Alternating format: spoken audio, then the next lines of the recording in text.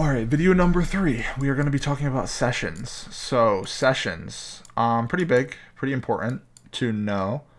Um, Sessions we're going to have the New York session. The only 3 sessions that really matter are the New York session, Asia session, London session. Um, and the order technically would be Asia, New York, London. Asia, London, New York. Sorry. Asia session starts at, I believe, 8 p.m. ish, goes until like 3 a.m. I actually got that right. I just went random. 8 p.m. ish to 3 a.m. would be like the full Asia session. London starts at 2 a.m., I think, maybe 3 a.m. And then obviously New York session starts at 9:30 a.m. But I will say sometimes even ICT will trade as early at, I think ICT starts trading at like 6 a.m. or something, and sometimes he trades London session as well. But pre New York session would be the first like maybe type of session you could like look at, consider trading maybe. 7 a.m. to 9 a.m. is a session that ICT mentions. This is the pre-market session that you could trade. And then the main session that we're going to be looking at is you want to be there for open. You want to see you want to be there before open, but you want to be there for open.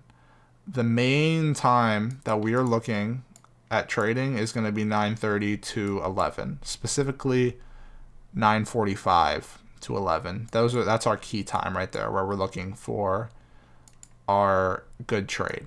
Um, And again, ICT, we don't trade lunch. So I believe technically ICT had told his own son not to trade after 11 a.m. I believe his students, he said not to trade after 12. And that is after 12 until about 1:30. After 1:30 again, you can trade again. That is because during New York lunch break, there's just weird price action. It's manipulation, so it's not going to behave the way that you are predicting it to behave. And you could be right, but it's just going to be the wrong time, so your trade's not going to play out. So then you could look at 1:30 to about 3 p.m. would be another hour and a half essentially trading window. 1:30 p.m. to 3 p.m. Another trading window. 3 p.m. after is the last hour of trading, which has a lot of time and different manipulation about it. That is really more of an advanced thing that we're not going to be looking at. We're not going to be looking at trade. So these are the 2 times you're really key looking at. You can trade this in between. It's possible. It's just not high probability 90% of the time. A lot of the times you'll get random reversals or just continuation, or it's not something that you really want to be looking at. So those are our 2 sessions, maybe a third that you could be looking at. And yeah, I mean, we're not going to be trading London or anything like that. I guess session wise, we can talk a little bit about news at the same time. News is really good. News gives you good targets, gives you good information on what the market wants to do. I will say that news that we care about often happens at 8:30 a.m. and 10 a.m. 8:30 a.m., 10 a.m., 2 p.m. are the key news times, like the major red folder news. And we'll just essentially you can look at those in just look at those in terms past tense and use them for bias, etc., like that, stuff like that. So we're not trading news. Put that out there right now. Definitely not, because you see this, you're like, oh, maybe I could trade that and I could just get a free 30 points in 5 seconds. And I mean, I'll trade. I trade a little bit of news in good 10 months ago, and I technically probably it was on like a $10 live account, and I think I 20x, not 20x, that'd be $200. I at least 10x'd my account on just trading news twice. But then you realize that your broker is just not, you're not actually trading like live funds. It's just essentially simulated.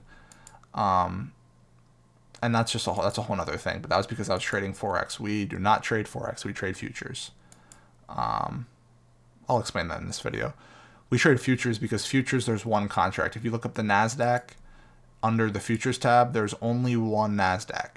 If you look up the NASDAQ under, there's no NASDAQ on, there's no, what? NAS? What? US, what's it called? 100. What? Oh, that would be why. Okay, so the US banned indice trading for Forex. I forgot about that. That's why there's no NAS 100 on Forex. But if you're looking at like Euro USD, look how many results there are on Forex. Every single one of these brokers reports different prices and could stop you out unfairly, essentially. So it's not really something that you want to be in. Futures, there's one, these are different countries' futures, but we trade CME. So you would trade the Euro futures, I believe. Yeah, Euro futures, Euro FX futures right here by CME. And it's official. There's one. Everyone trades the same one. It moves the same as Euro USD, but it's like verifiable and legit. So that's why we trade futures. And yeah, futures, you're not going to get filled on these news plays. So yeah, I think this one's a shorter one, but pretty simple to explain. Sessions, just time based. I'm not going to go into macros in this video, but yeah, so